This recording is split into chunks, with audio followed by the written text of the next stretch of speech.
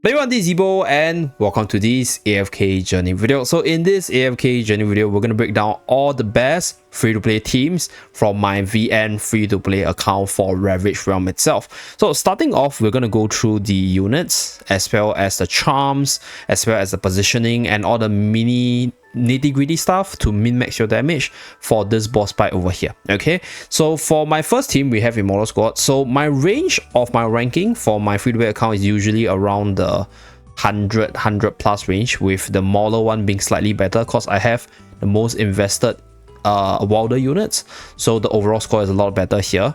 But with regards to the Immortal Squad, my damage or my numbers are a little bit low because for the Immortal Squad side, right, the main damage dealer is Talin. So Talin is gonna sort of change out the numbers here because if your Talin is super duper invested, you can do a lot more, right? The more invested your Talin is, the more damage you can do, and that is why even at just one copy, my main carry is still Talin right here because she's the strongest damage dealer here, and you probably need her charm set to maximize her damage, and you need more stats on her for her to hit a lot harder.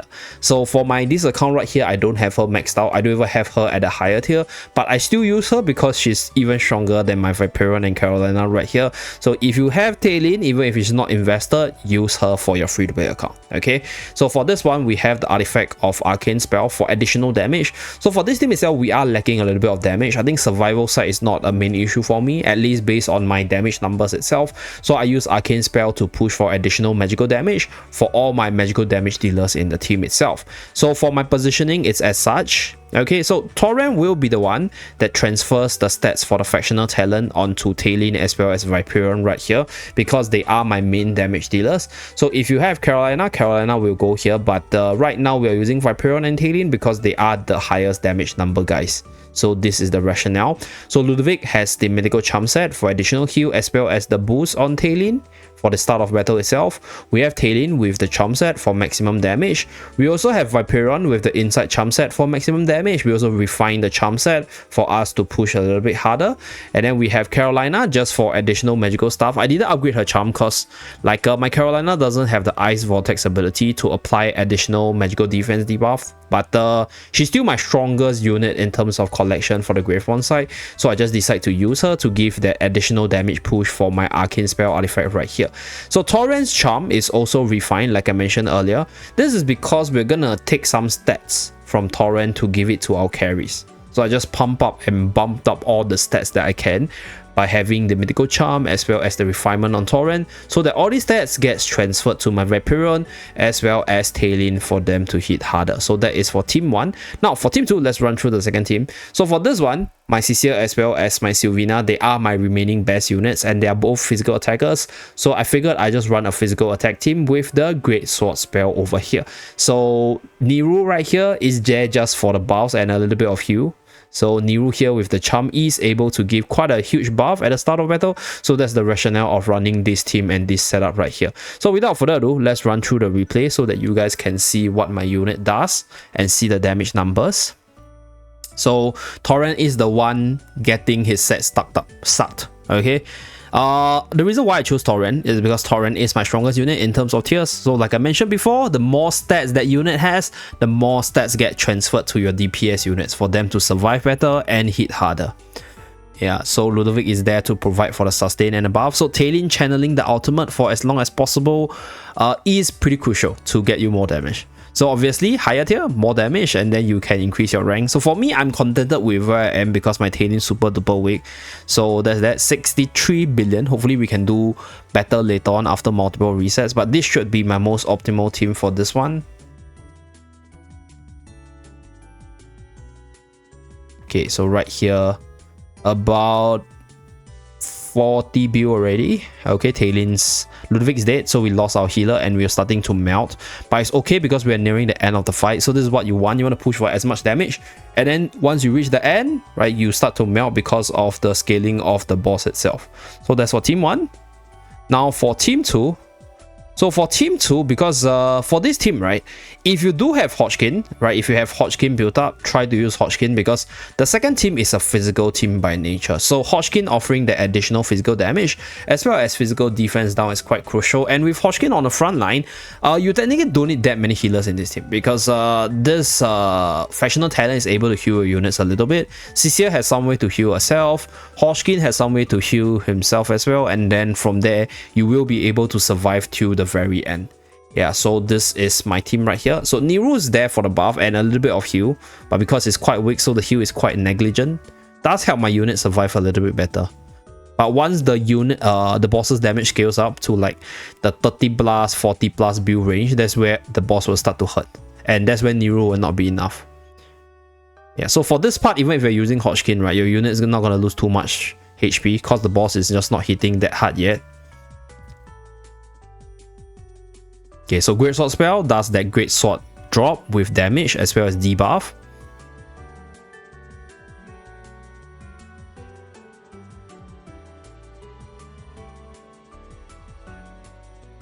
And right here, we did about 20 plus build damage. Okay, so that's the two teams for my Immortal Squad. Next, let's move on to the Dauntless Squad.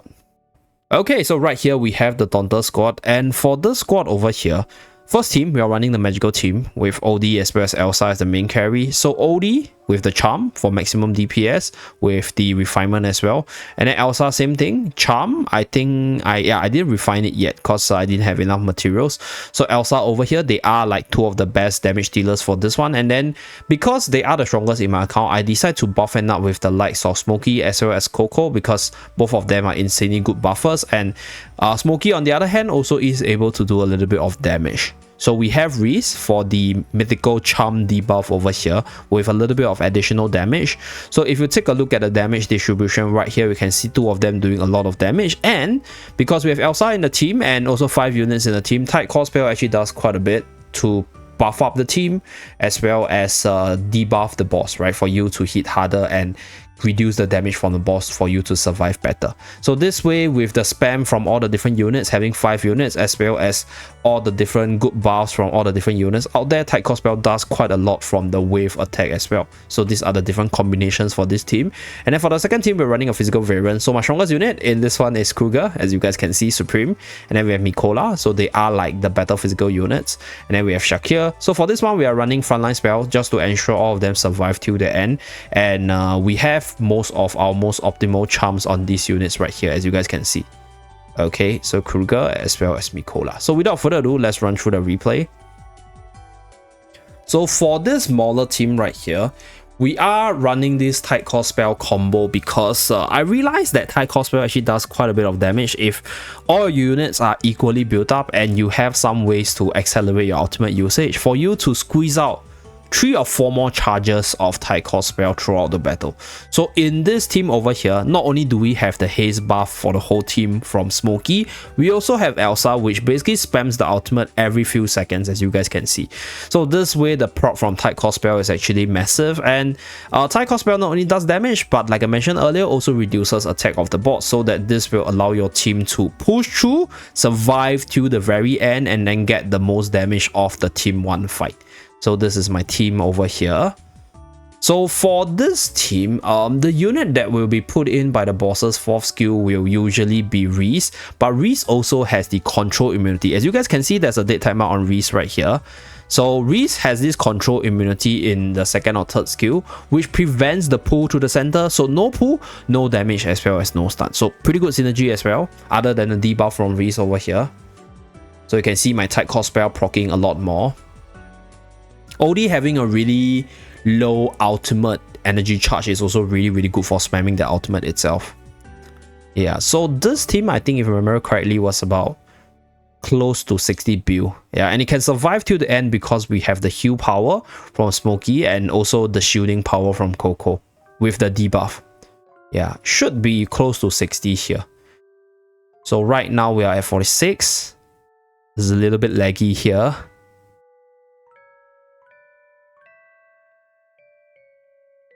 Okay, maybe no 60, 50. Let me recorrect myself, because 60, close to 60 is around like the global side. So 50 build here, pretty decent stuff. So you still have 5 seconds, should be able to squeeze out the last 52 build. Can we get the 52 build in? Okay, nice. So about 54 build on this run. So that's the first team. Now let's move on to the second team. Run through the replay. So this one is pretty straightforward. Both of them will teleported in front, and then when Shaka transform, the Lupine Aura will be able to benefit my 2 melee units. So the reason why I'm not running Seth is because my Seth is not invested on this account. A lot of the other physical units like Reese, as you guys saw earlier, as well as the likes of Brutus, they're just not very invested for me. So their damage output is not as good as whatever units I'm fielding, and that's why I decide to go with a magical physical split instead of a physical magical split itself. So that's for this one. Not too sure what's the final damage for this one, but I think I did a total of 90 build. So if the first one did 54 build, then this one should be around 36, 37 build right here. Yeah, should be around that range. Okay.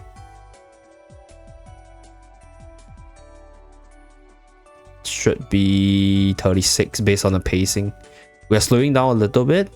The frontline spell allows the whole team to take less damage. So you can see my units just surviving till the end. Okay, 36.2. Pretty nice stuff. So this is for my Dauntless Squad. Next, let's move on to the Sylvan Squad itself. Okay, so for the Sylvan Squad, this is my team formation right here.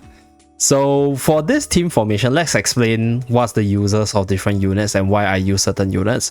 So from the Wilder side, I obviously have Lily May, Iron, and Damien being my strongest units. So they naturally go into team 2. So we have the arcane spell buff for additional damage push, as well as the maximum stat buff from Lily May from the EX weapon, as well as the charms, as well as the Supreme Plus tier, right? So this is for my second team. And then Iron is there for the secondary damage and also the debuff. So usually it will be Iron and our dear Brian here, but unfortunately my Brian is only at 1 copy, as you guys can see. So for Brian's case, I'm using Brian more as a debuffer and switching our Iron to the carry spot to be buffed up by Damien right here. So Damien doesn't have the charm set because I don't have enough resources. And then for the first team, we have Reina in front of Florbell. So Florbell is my main damage dealer, so putting our Reina in front of Florbell gives her the additional attack boost for her to do a little bit more damage. And then we have Arden as the secondary carry because yeah, he's like my next strongest unit at Supreme Plus with all the charms and stuff. And then we have Brian as the debuffer. So 1 copy, just good enough for the mythical charm debuff on the boss. And we also have Almas in the team, not only to do a little bit of damage, but also for the charm debuff over here. So this one doesn't stack with our dear Lily May because they are the same, but you can stack armors together with Brian in this one. So we have the debuff of our dear Reina, Brian, as well as Almas in this one, and we are featuring the Greatsword spell because the Greatsword spell actually buffs up Lily May's, buffs up Florbell's damage by quite a bit in this team because of Florbell being our main damage dealer, and also that attack speed and attack bonuses actually increasing the damage of all the other units as well. So this is my best team 1 Quicksword spell with all these hybrid units, and then the best team 2 magical team with the arcane spell itself. So let's run through the replay. One thing that you guys would have realized by now is that I typically run all the arcane spell and quicksword spell artifact because for the free-to-play accounts itself, surviving is important, right? But the thing is, because we're not hitting as hard as like our main account with a lot of units, we don't actually die that fast. That's where we want to push for a little bit more damage. So finding the right balance between damage and survival is going to be very important for your own account to figure out what is the best for your own. So that is one thing to point out for this boss. So that's the interesting thing. I think every single account has a different combination. Unless you have the exact same account as somebody you're trying to copy, it is hard for you to decide whether or not, you are doing the best damage or the best meta teams itself. So that is for this Ravaged Realm over here. So you can see the whole bunch of debuffs being applied on the boss. Rainer's debuff. Another thing about Arden is Arden has some AoE to help quickly kill the tentacles as well. So that is if you don't have a better unit. Because another unit which I think you guys could consider is Lenya. But my Lenya is pretty low in terms of tiers as well in this account. So that's why I did rather use Arden in her place. So that is that. If my Lenya is more invested, I'll use Lenya because Lenya is a physical attacker. So Lenya will be able to benefit from the quick sword spell better, from the debuff, as well as charging up the quick sword spell. So that's that. And then Bryon is the one that I sent in because Bryon is the frailest unit in the team. So any form of damage reduction as well as heal will be crucial to keep him alive till the end. So right here, we did about 37 build here, 37.5. So this is with team 1. Then we go into team 2 right here with the Lily May and Iron. Let's run through the replay. So ideally, if you have Bryon invested, Bryon will be in the prime carrier slot. But for me, we're gonna use Iron instead. So pretty straightforward. Our dear Damien will be in charge of keeping the units healthy because Lily and Iron alone is actually sufficient to push to that 50 build mark, provided you have some sort of healing support. So Damien is a healing support for the two of them. And Iron has his own way to survive with all the dodge as well as the shielding. So Damien, I'll say, is more to protect the back line, which is Lily right here, which is absolutely crucial because Lily hits really hard against this boss. Yeah, so charges in. Okay, boss starts to hit a little bit, but the shield is still there. Really nice stuff. So another unit replacement for Damien will be Hewin if your Hewin is a little bit more invested. Okay. So we still have our shield, we still have all the additional bullets. Pretty nice stuff. Looking at this, we might actually hit 50 build here. I think, if I remember correctly, it should be a 50 build run for this one. Okay, so Lily managed to dodge that attack very nicely. We lucked out a little bit. I guess a part of it could be attributed to the haze buff at the start. Yeah, okay, no 50 build, 47 build right here, pretty decent. So that's for the Sylvan Squad, and let us move on to my last F2P Aurora Squad showcase. Okay, so my final Aurora Squad right here, 84 build, 84.4 build. So this is with a more developed Fresto. No Harak on this account as well, so we are not going to feature Harak.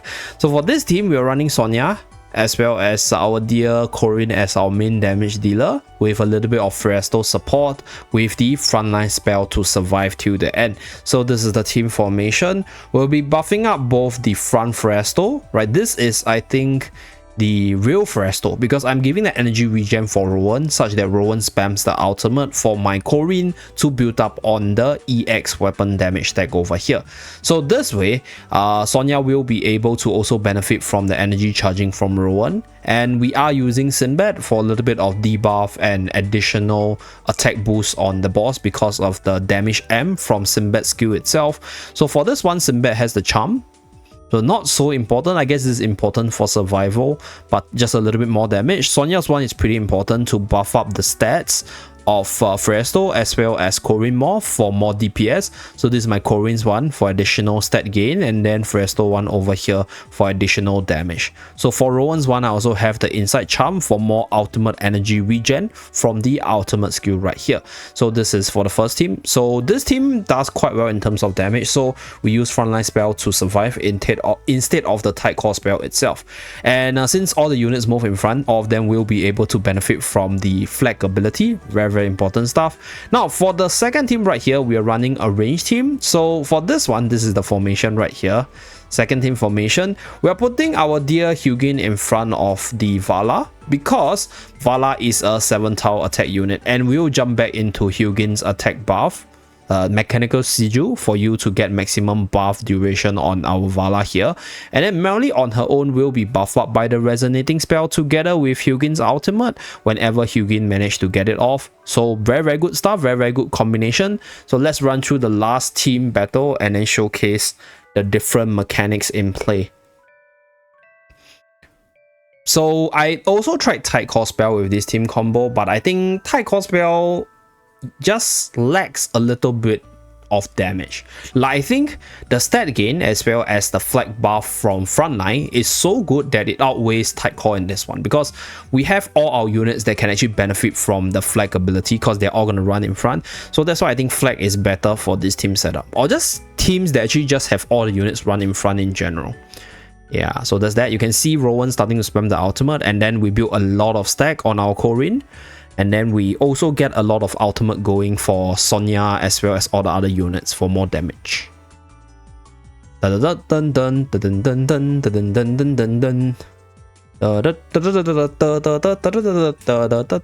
gonna sing because we're just waiting for the battle to end.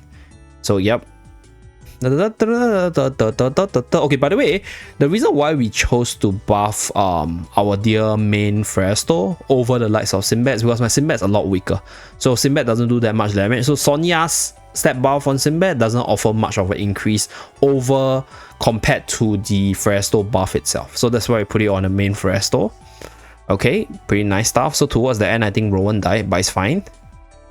Damage distribution once again, and then let's move on to the final replay. So this one, it's the buffing from Hugin, buffing from Resonating to buff up Merrily, and then we have Vala just trying to squeeze out whatever damage possible. So you can see Vala just hanging around Hugin. So the thing about putting Hugin in front of Merrily is Merrily's jump is all over the place. It's hard to actually make our Merrily stay inside that mechanized sigil over the likes of Vala right here. So yeah, there are times where our dear Merrily actually jumps back in, as you guys can see right here. So that's actually really neat. So that gave me a little bit more damage, I guess, to a certain extent. But Vala will be the more consistent one to jump back into that mechanized sigil spot because of her 7 tile attack range. So she's able to attack from really far without being changed out by the positioning of the tentacles itself. So Hugin shielding the team offers that survival, jumps back, as you guys can see, really nice Hugin and Vala combo right here. In fact, the best PvP team actually consists of Vala and Hugin together. Okay, so jump, and then our Merrily jumps back to get the attack buff. Nice, now Merrily gets the final buff, and then Hugin dies, unfortunately. So we are left with Merrily to final solo carry. Let's see whether or not we can do more from here. Okay, time's up, about 38 bill as you guys can see. So yep, that's pretty much it for all my free-to-play best teams from my VN account. Hopefully this video is helpful for you guys, and thank you very much for tuning in. Do remember to like and subscribe to see more. See you guys again in my next video. Bye guys!